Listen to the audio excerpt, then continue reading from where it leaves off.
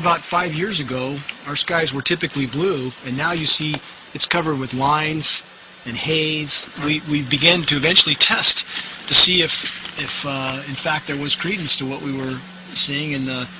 From the first test in precipitation in spring of '06 that tested 7 parts per billion.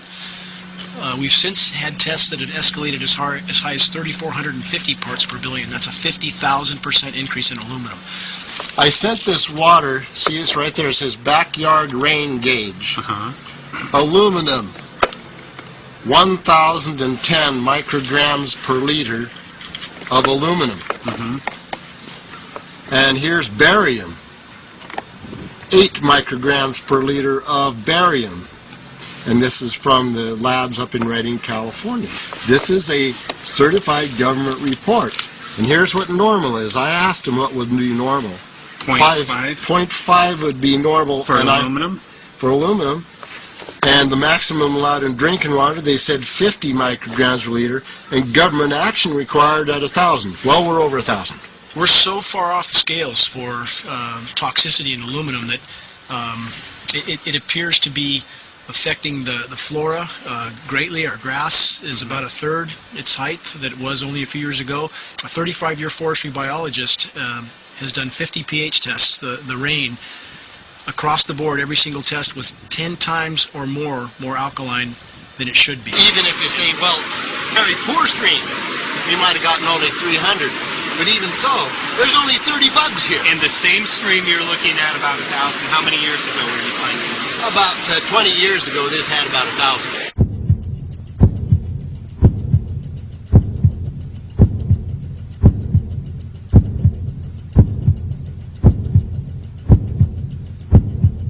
If I could just clarify, so 10 megatons of aluminum dumped into the atmosphere will have no human health impact. So let me be more careful here.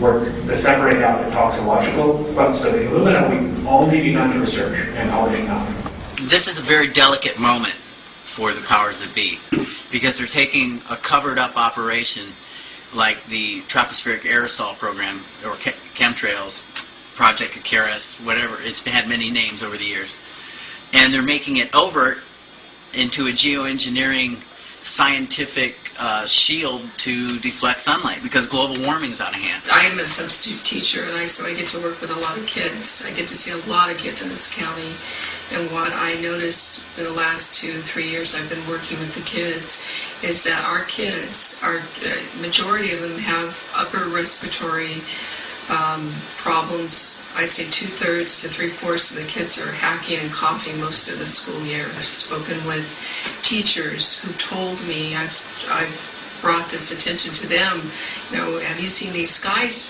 all your life? Some of them have lived up here all their lives, and they say that, yeah, their skies look different from when they grew up, because it's a lot of times covered in this white milky haze.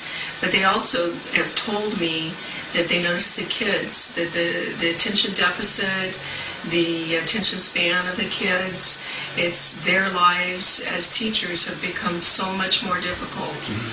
And again, many times at night as the sun starts to set and there's huge banks of this aircraft disbursement, it literally looks like there's forest fires burning across the mountains because it's a very dirty color. It's not a white cloud or a natural sunset by any means. It looks like there's some sort of massive industrial activity or forest fires burning over there, and we see that typically every night.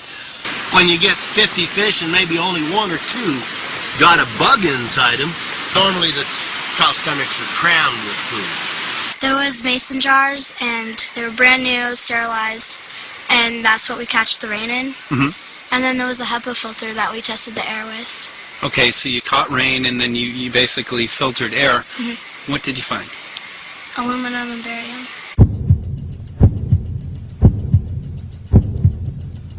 We haven't done anything serious on alumina, and so there could be something terrible that we'll find tomorrow we haven't looked at.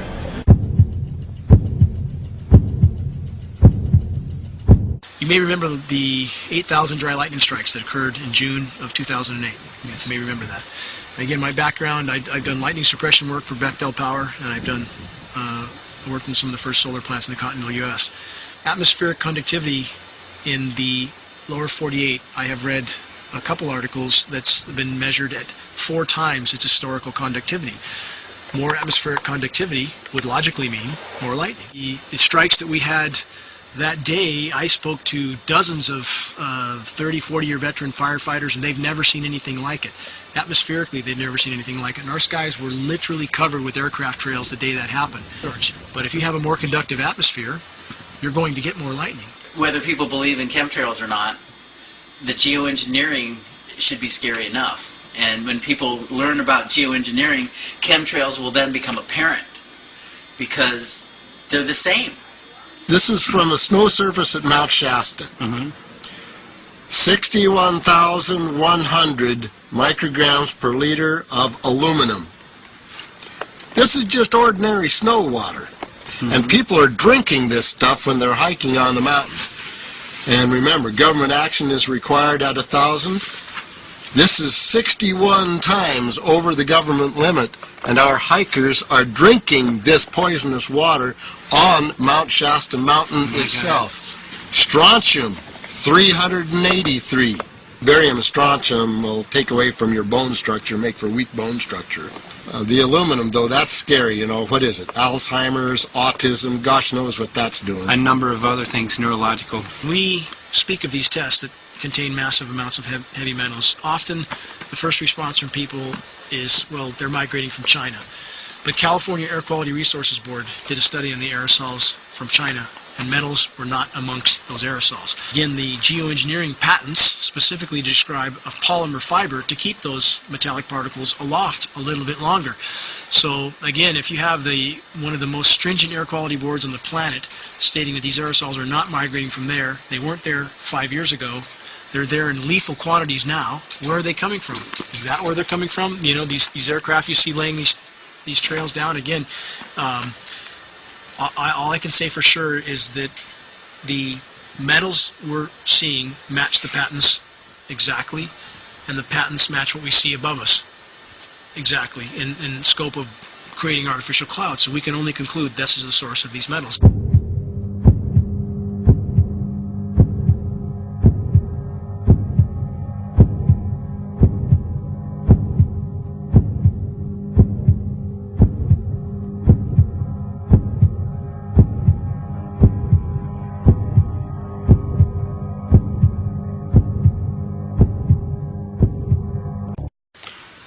Maybe 6.8 if you look at the darkest little portions in there. But this is black oak leaf. This is black oak acorns. This should be very acid, and I'm getting 10 times higher than expected. There's something really wrong here. Amphibians, great decline. Used to sound like the Ozarks here with the tree frogs, and there's a small fraction of what there was here in only 4 years. So there's something very wrong going on with the ecology around here. When you should be getting 5.5 and you're getting 6.8, there's something damned wrong. It's not just activists anymore. Now the scientific community that has their head on straight is speaking out.